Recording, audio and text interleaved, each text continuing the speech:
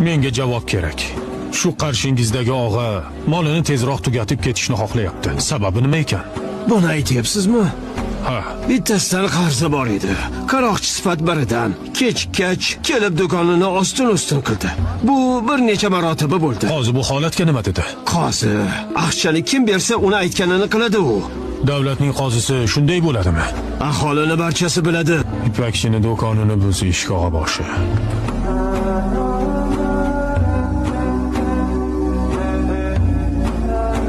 Qul haqqiga tajovuzdan jinoyatchining 40 emas, 80 darra urilishiga.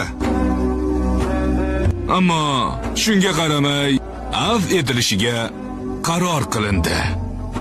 Ehtirom, Sulton Bayezidxon hazratlari! Unday qilmang sultonim, unday qilmang. Shaytonga quloq soldim. Har qul xato qiladi sultonim. Ko'rinib turibdi, bularning kallasi badaniga og'irlik qilyapti. Ya marhaba.